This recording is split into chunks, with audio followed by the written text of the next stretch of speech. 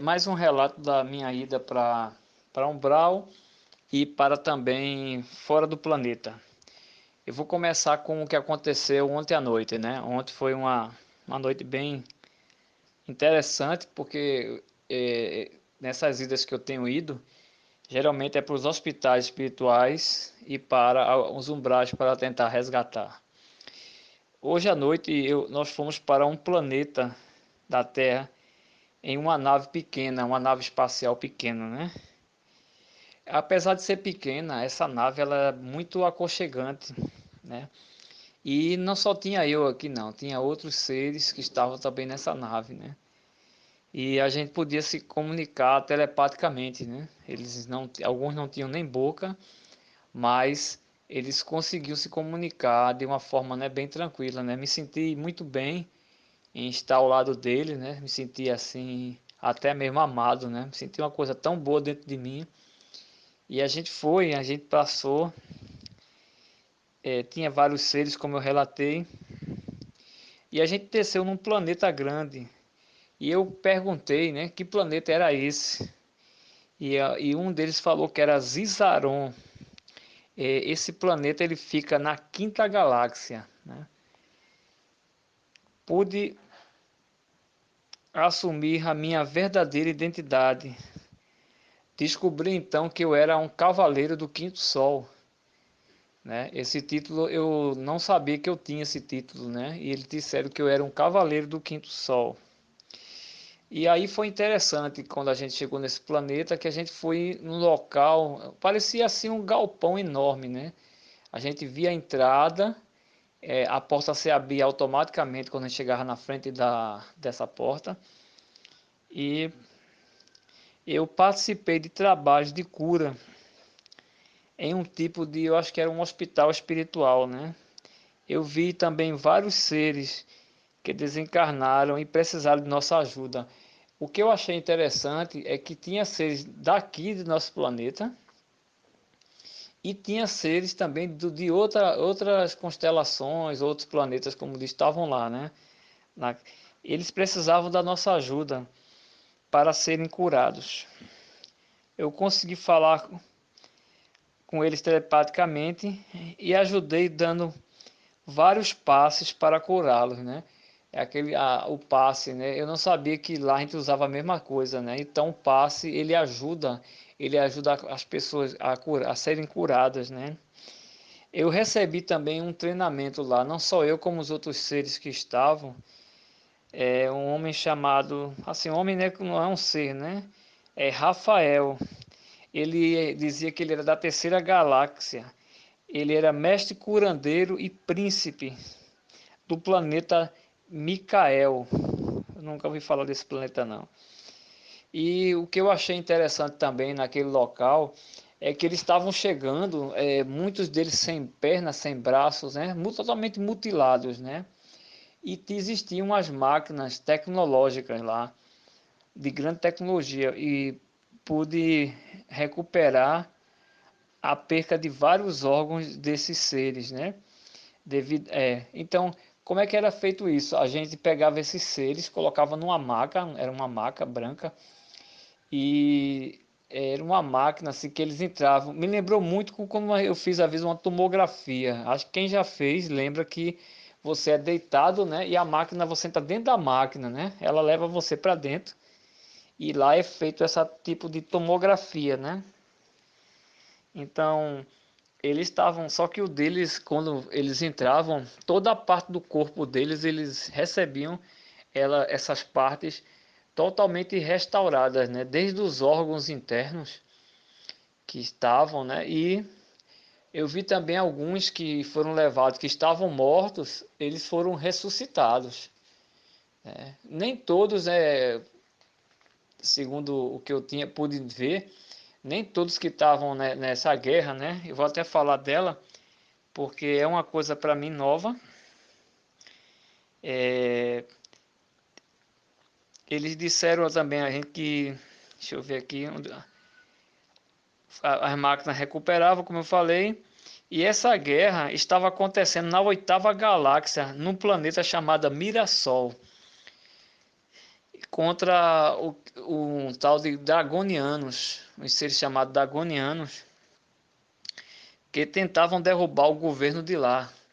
E eles estavam tentando ajudar, né? Só que os dragonianos, eles possuíam máquinas, tanto naves espaciais como tecnologia muito mais avançada. E por causa disso eles estavam sofrendo lá, né? Estavam perecendo. E o relato era que esses seres desse planeta Mirassol estava solicitando à Confederação Galáctica ajuda para o seu planeta não ser extinto pelos dragonianos, né? Então foi uma coisa nova para mim porque é, a ideia de ir era ajudar, né? Ajudar, mas aí a gente tomou conhecimento dessa situação e aí nós estávamos fazendo a nossa parte, né? Foi um trabalho até um certo exaustivo, porque era muitos seres chegando e a gente estava correndo contra o tempo, vamos dizer assim, né? Tentando ajudá-los, colocando aquelas máquinas, né? Tinha que ser rápido para fazer aquilo, porque senão a gente poderia perder muito deles. E na medida do possível a gente conseguiu recuperar muitas vidas lá, muitos resgates, né? E outros que desencarnaram eram orientados, levados para os hospitais de lá para as colônias ou os locais que eles deveriam ir, né? Porque não só era da nossa terra aqui, mas como também eram fora da nossa terra.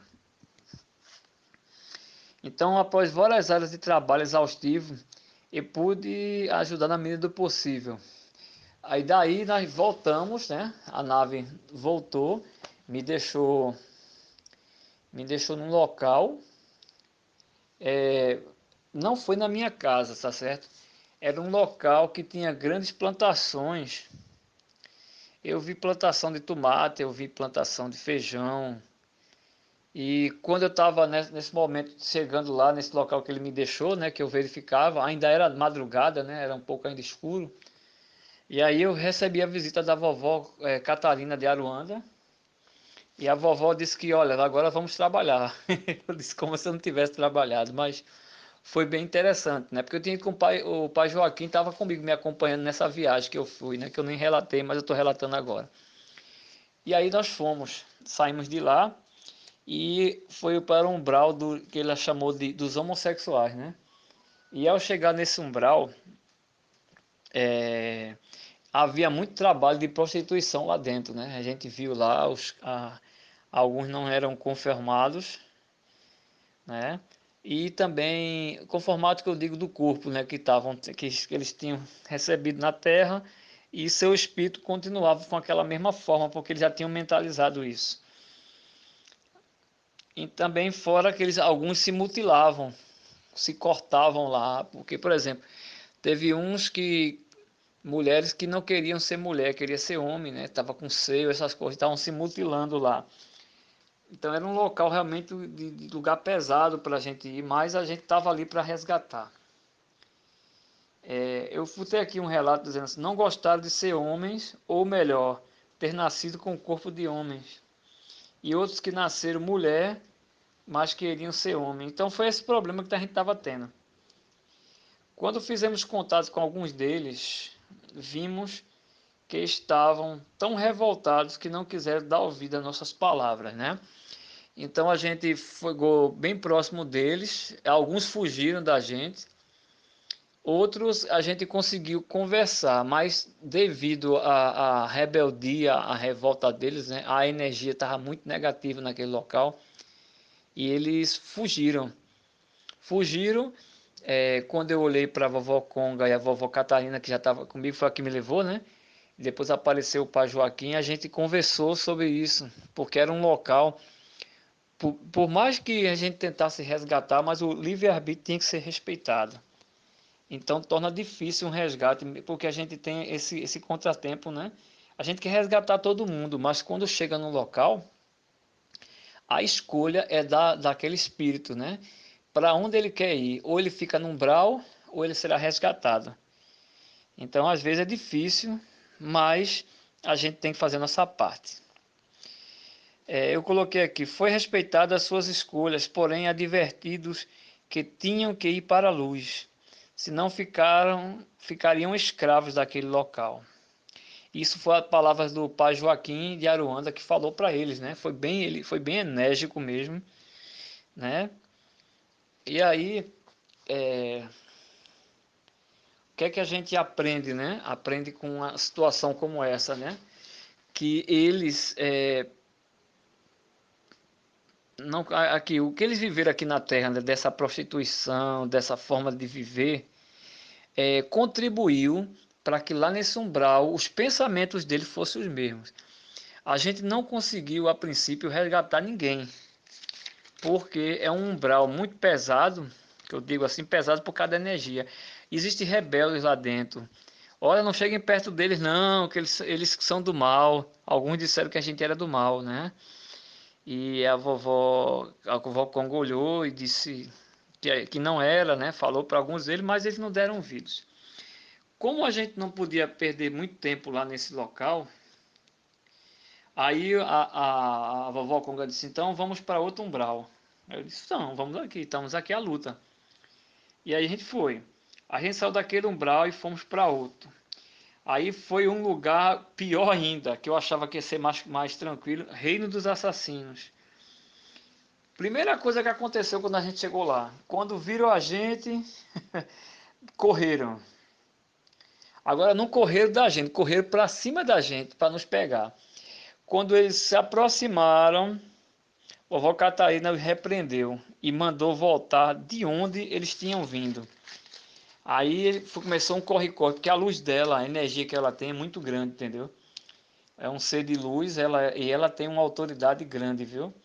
Para quem não conhece, é bom conhecer a história dela, ela tem uma autoridade enorme, né? É uma das entidades que eu conheço, acho que todos são iguais, mas ela toma a iniciativa de, quando a coisa está apertada, não é a primeira vez que eu vou umbral com ela e ela chega drasticamente e ela consegue botar a casa em ordem, né? Então, uma coisa que a gente percebeu naquele local, a rebeldia, a fofoca, a mentira, palavras de ameaça contra a vida de outros persistia.